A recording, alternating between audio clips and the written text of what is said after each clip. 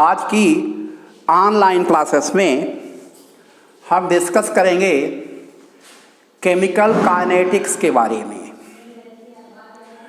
What is chemical kinetics? Chemical kinetics है क्या? Chemical kinetics किसे कहते हैं, हमें पहले ये जानना जरूरी है। वास्तव में केमिस्ट्री में जब रेट ऑफ रिएक्शन या केमिकल रिएक्शन या रिएक्शन मैकेनिज्म की बात आती है तो ये टॉपिक्स केमिकल काइनेटिक्स से ही रिलेटेड हैं। वास्तव में chemical kinetics is that branch of chemistry in which we study about rate of reaction, factors affecting the rate of reaction, laws related with rate of reaction, molecularity of reaction, order of reaction, इन सब के बारे में जब हम study करते हैं तो ये सारे टॉपिक्स केमिकल काइनेटिक्स में ही आते हैं। आज की क्लास में हम रेट ऑफ रिएक्शन के बारे में बेसिक स्टडी करेंगे और ये जानेंगे कि which are important factors which affect the rate of chemical reaction. Rate of reaction है क्या और कौन से फैक्टर्स हैं जो रेट ऑफ रिएक्शन को अफेक्ट करते हैं, प्रभावित करते हैं। तो वास्तव में जब कोई केमिकल रिएक्शन होता है तो रिएक्टेंट्स प्रोडक्ट में कन्वर्ट होते हैं। During any chemical reaction reactants are changed into product. During this phenomena rate of reaction is equal to the change in molar concentration of reactants or products in unit time. When any chemical reaction is going on, then change in molar concentration of reactants or products in unit time is known as rate of reaction. It means rate of reaction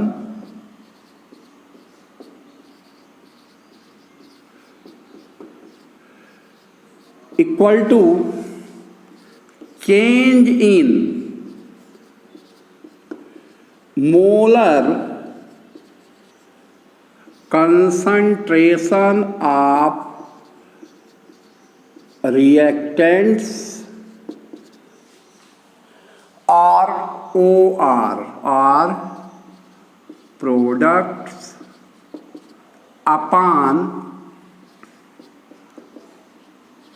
time interval। वास्तव में ये rate of reaction है। Change in molar concentration of reactants or products upon time interval. It means R equal to C2 minus C1 upon delta T. Here C2 is final molar concentration, C1 initial molar concentration, and delta T is that duration in which reactant is converted into product।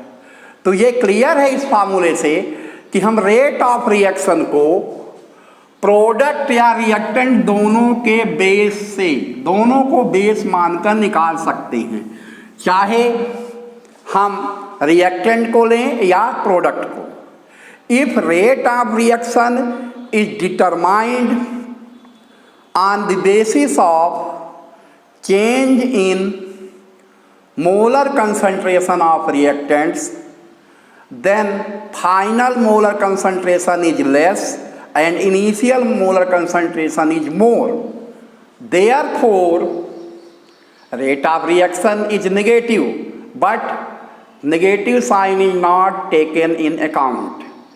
जब हम rate of reaction को reactants के base पे determine करेंगे तो जो rate of reaction है वो निगेटिव निकलेगा, क्योंकि फाइनल मोलर कंसंट्रेशन कम होगा और इनिशियल मोलर कंसंट्रेशन ज़्यादा होगा। इसकी वजह यह है कि जब केमिकल रिएक्शन होगा तो रिएक्टेंट्स कंज्यूम होगा, और जब रिएक्टेंट्स कंज्यूम होगा तो कंसंट्रेशन ऑलरेडी कम होगा। But when rate of reaction is determined on the basis of products, लेकिन जब रेट ऑफ रिएक्शन को प्रोडक्ट के बेस पे डिटरमाइन करेंगे तब rate of reaction is positive, rate of reaction positive होगा। वजह यह है कि शुरू में तो प्रोडक्ट जीरो होगा, जैसे जैसे ड्यूरेशन बढ़ता जाएगा रिएक्टेंट्स कन्वर्ट होकर प्रोडक्ट फॉर्म करेगा। इसका मतलब जो फाइनल कंसंट्रेशन है प्रोडक्ट का वो ज़्यादा होगा। तो इस तरीके से रिएक्टेंट्स के बेस पे डिटरमाइन करेंगे तो रेट ऑफ रिएक्शन निगेटिव निकलेगा, प्रोडक्ट के बेस पे करेंगे तो पॉजिटिव निकलेगा। But sign is not taken in account, rate of reaction न पॉजिटिव है न तो नेगेटिव है, वो एब्सोल्यूट वैल्यू है। अब हम देखते हैं कि रेट ऑफ रिएक्शन एक कैसे निकालते हैं। एक एग्जांपल लेते हैं। Suppose initial concentration of A is 2.5 मोल पर litre. After t equal to 5 seconds,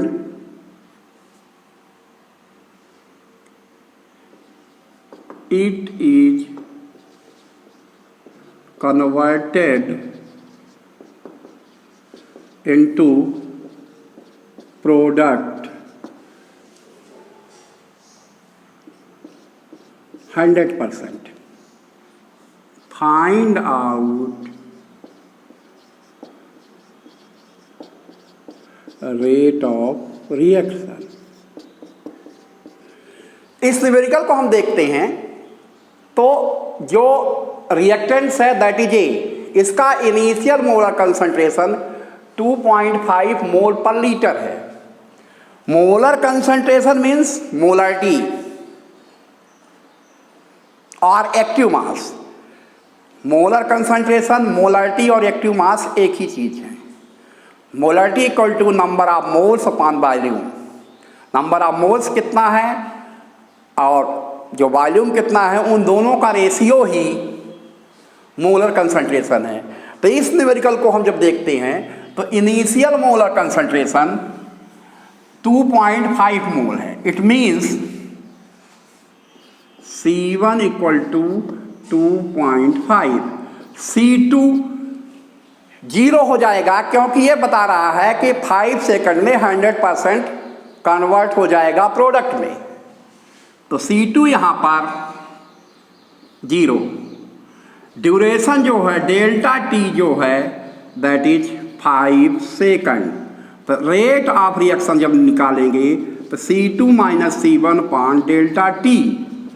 C2 is zero minus 2.5 upon 5, this equal to minus 2.5 upon 5,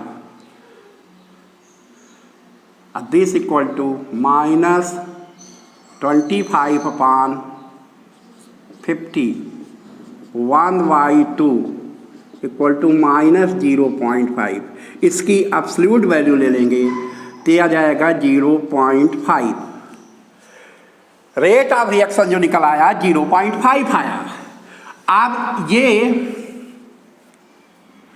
R equal to आ गया 0.5 मोल पर litre second. Rate of reaction की जो unit होती है that is mole पर litre second होती है। इस तरीके से हम रेट ऑफ रिएक्शन को निकाल सकते हैं। अब जो रेट ऑफ रिएक्शन है उसको ऐसे कौन कौन से फैक्टर्स हैं जो कि अफेक्ट करते हैं, रेट ऑफ रिएक्शन को अफेक्ट करने वाले फैक्टर्स कौन कौन से हैं, उस पर हम चर्चा करेंगे। तो ये जो फैक्टर्स हैं, फर्स्ट फैक्टर है फिजिकल स्टेट, सेकंड फैक्टर है size of particles, third factor है टेम्परेचर, फोर्थ फैक्टर है मोलर कंसंट्रेशन, फिफ्थ फैक्टर है pressure. These are the main factors which affects the rate of chemical reaction. पहला factor है physical state, second factor है size of particles, third factor है temperature, fourth factor है molar concentration और fifth factor है pressure. तो हम सबसे पहले आते हैं पहले फैक्टर पे, फिजिकल स्टेट। मैटर की 3 स्टेट्स हैं। मैटर है 3 states, solid, liquid and gases. If reactants are in solid state, then rate of reaction is slowest. If reactants are liquid state, then rate of reaction is faster than solid state. But in case of gaseous state, rate of reaction is maximum. ध्यान रहे, solid state में rate of reaction slowest है, सबसे धीमा है। Liquid state में rate of reaction solid state के comparison में फास्ट है, और गैसियस स्टेट में रेट ऑफ रिएक्शन सबसे फास्ट होगा। सवाल यह उठता है कि ऐसा क्यों होगा, वजह क्या है? Because in gaseous state molecules have more kinetic energy, therefore their number of effective collisions is more. Gaseous state में काइनेटिक एनर्जी ज़्यादा होगी, therefore इसलिए उनके बीच जो टकराहट है, कोलिजन्स है, वो इफेक्टिव कोलिजन्स के नंबर्स ज़्यादा होंगे, जिसकी वजह से because of which rate of reaction is maximum in gaseous state. Gaseous state में रेट ऑफ रिएक्शन मैक्सिमम होगा, it is because of more number of effective collisions. अब बात ये उठती है कि ये इफेक्टिव कोलिजन्स क्या है? कोलिजन्स का मतलब तो टकराहट है, मॉलिक्यूल्स आपस में टकराएंगे रिएक्टेंट्स के, तब वो प्रोडक्ट में होंगे। इफेक्टिव कोलिजन्स का मतलब है कि that collisions which is performed by activated molecules, ऐसा कोलिजन जो एक्टिवेटेड मॉलिक्यूल्स के बीच होता है, दैट इज इफेक्टिव कोलिजन, उसे हम इफेक्टिव कोलिजन कहते हैं। और गैसेस स्टेट में अदर स्टेट के कंपैरिजन में ज़्यादा होगा। ध्यान रहे, this rule is valid for all matters, ये सभी मैटर्स पे लागू होगा। अगर पर्टिकुलर किसी एक मैटर का केमिकल रिएक्शन सॉलिड स्टेट में हो रहा है तो स्लो होगा, लिक्विड स्टेट में हो रहा है तो उससे फास्ट होगा, और गैसेस स्टेट में सबसे फास्ट होगा। सेकंड फैक्टर है साइज ऑफ पार्टिकल्स। एक्चुअली जब रिएक्टेंट पार्टिकल्स सॉलिड स्टेट में हो तब ये फैक्टर रिस्पॉन्सिबल होता है। वास्तव में this factor is responsible when reactant molecules are in solid state. In this state, if size of reactant particles is bigger, then rate of reaction is slow. But if size of reactant particles is smaller, then rate of reaction is fast. Why? ऐसा क्यों होगा? जब solid के particles बड़े होंगे उसमें rate of reaction हम कह रहे हैं कि स्लो होगा, और जब पार्टिकल्स की साइज छोटी होगी तो रेट ऑफ रिएक्शन फास्ट होगा। ऐसा क्यों? इसकी वजह ये है कि जब पार्टिकल्स की साइज बड़ी होगी, at this stage surface of contact, surface of contact between reactant particles, reactant particle के बीच जो सरफेस ऑफ कांटेक्ट है वो कम होगा, तो इफेक्टिव कोरिजन्स कम होगा, because of which rate of reaction is slow. But when reactant particles are in smaller size on in form of powdered form, crushed कर दिया गया है, छोटे छोटे पार्टिकल्स है, स्मॉल पार्टिकल्स है, at that stage surface area of contact is more, उस समय रिएक्टेंट पार्टिकल्स ज़्यादा कांटेक्ट में आएंगे, बिकॉज ऑफ विच, जिसके कारण इफेक्टिव कोरिजन्स ज़्यादा होंगे, ज़्यादा कांटेक्ट में आएंगे तो रिएक्टेंट्स तेजी से प्रोडक्ट में कन्वर्ट करेंगे. Therefore smaller size of reactant particles favors the in increment of rate of reaction. ये दो फैक्टर्स हुए जिस पे हमने अभी डिस्कस किया. थर्ड फैक्टर्स हम पहुंचते हैं टेम्परेचर पे. Temperature is also responsible to increase or decrease the rate of chemical reaction. Generally, when temperature is increased, जब टेम्परेचर को हम बढ़ाते हैं, then rate of reaction increases, because with increase in temperature, kinetic energy of reactant molecules increases. When kinetic energy increases, then if number of effective collisions also increases, which increases the rate of reaction. But when temperature is decreased, then kinetic energy of reactant molecules decreases, because of which number of effective collisions decreases, which decreases the rate of reaction. हम इसको ऐसे समझ लें कि जब temperature हम increase करेंगे तो एनर्जी मिलेगी रिएक्टेंट मॉलिक्यूल्स को, और रिएक्टेंट मॉलिक्यूल्स की काइनेटिक एनर्जी जब बढ़ेगी तो आपस में तेजी से टकराएंगे, तो नंबर ऑफ इफेक्टिव कोलिजन्स बढ़ेगा, और जब नंबर ऑफ इफेक्टिव कोलिजन्स बढ़ेगा तो उसकी वजह से रेट ऑफ रिएक्शन इंक्रीज होगा. लेकिन जब हम टेम्परेचर को डिक्रीज करेंगे, at that condition rate of reaction decreases, because due to decrease in temperature kinetic energy घटेगी, डिक्रीज होगी, और जब काइनेटिक एनर्जी घटेगी तो नंबर ऑफ कोलिजन्स कम होंगे, इफेक्टिव कोलिजन्स कम होंगे, जिसकी वजह से रेट ऑफ रिएक्शन घट जाएगा. This is the third factor.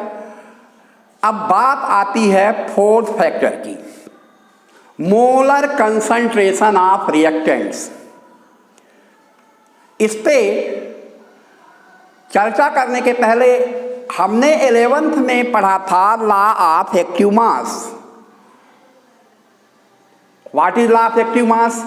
According to law of active mass, rate of chemical reaction is directly proportional to the product of molar concentration of reactants. ये law ये कहता है कि रेट ऑफ रिएक्शन जो है reactants के molar concentration के directly proportional होता है. मतलब मोलर कंसंट्रेशन को बढ़ाएंगे तो रेट ऑफ रिएक्शन बढ़ेगा. From this law, it is clear that with increase in molar concentration of reactants, rate of reaction increases. If rate of reaction decreases, it means molar concentration of reactant is decreasing. molar concentration को अगर हम decrease करेंगे तो rate of reaction घटेगा. This is according to law of active mass. इस पे law of active mass apply होगा. Law of active mass यही कहता है कि rate of chemical reaction depend करता है रिएक्टेंट्स के मोलर कंसंट्रेशन पे. If molar concentration is increases then rate of reaction increases. If molar concentration is decreases then rate of reaction decreases. Fifth factor is pressure. Fifth factor जो rate of reaction को effect करने वाला है वो pressure है. But change in pressure is not responsible for those chemical reactions in which reactants are solid और liquid. It is only valid for gaseous reactants. मतलब ये हुआ कि प्रेशर का इफेक्ट, प्रेशर बदलाव रेट ऑफ रिएक्शन को तभी इन्फ्लुएंस करेगा, प्रभावित करेगा जो रिएक्टेंट्स हमने लिए हैं वो अगर गैसियस स्टेट में है. सॉलिड और लिक्विड स्टेट में प्रेशर का कोई इफेक्ट नहीं होता because solid and liquid are incompressible. क्योंकि सॉलिड और लिक्विड इनकम्प्रेसिबल होते हैं. In gaseous state rate of reaction increases with increase in pressure. Gaseous state में रेट ऑफ रिएक्शन प्रेशर को इंक्रीज करने पर बढ़ता है. But with decrease in pressure rate of reaction decreases in gaseous state. But change in pressure does not affect the such chemical reactions in which reactants are solid or in liquid state. Overall, अगर हम इसकी पूरी जो हमने आज discussion किया उसकी summary हम देखें तो 5 factors are responsible for rate of reaction. First one is size of particles. It means smaller size of particles favors the rate of reaction. Physical state, in gaseous state rate of reaction is maximum, in liquid state rate of reaction is moderate, and in gaseous state rate of reaction is maximum, in liquid state rate of reaction is moderate, in solid state rate of reaction is minimum. Third factor is, we take any factors, pressure as pressure. Pressure के बारे में भी हमने discuss किया है कि pressure को increase करेंगे तो रेट ऑफ रिएक्शन इंक्रीज होगा. But when reactants are in gaseous state, temperature generally rate of reaction increases with increase in temperature. Molar concentration with increase in molar concentration rate of reaction increases. One more factor is responsible to affect the rate of reaction, that is catalyst. एक factor और responsible है वो catalyst है. अब सवाल उठता है कि what is catalyst. Catalyst is that external substance which alters the rate of reaction but it does not take part in chemical reaction. ये ऐसा एक्सटर्नल मैटर है जो रेट ऑफ रिएक्शन को इन्फ्लुएंस करता है, बढ़ाता या घटाता है, लेकिन केमिकल रिएक्शन में पार्टिसिपेट नहीं करता. ये एक्सटर्नल मैटर है, ये कंज्यूम नहीं होता, ये बाहर से काम करता है. इसकी प्रेजेंस इसेंशियल है. तो कैटालिस्ट नॉर्मली दो तरह के होते हैं, पॉजिटिव और नेगेटिव। जो कैटालिस्ट रेट ऑफ रिएक्शन को इंक्रीज करता है वो पॉजिटिव कैटालिस्ट होगा, और जो रेट ऑफ रिएक्शन को डिक्रीज करता है वो नेगेटिव कैटालिस्ट होगा। अब रेट ऑफ रिएक्शन को कौन सा कैटालिस्ट किस तरीके से इन्फ्लुएंस करेगा, कैटालिस्ट की वर्किंग कैसी है, फंक्शन कैसे करता है, इसका मैकेनिज्म क्या है, कैटालिसिस की थ्योरी क्या है, व्हाट इज कैटालिसिस क्या है, इस पे हमें डिटेल में चर्चा करनी है नेक्स्ट क्लास में। धन्यवाद।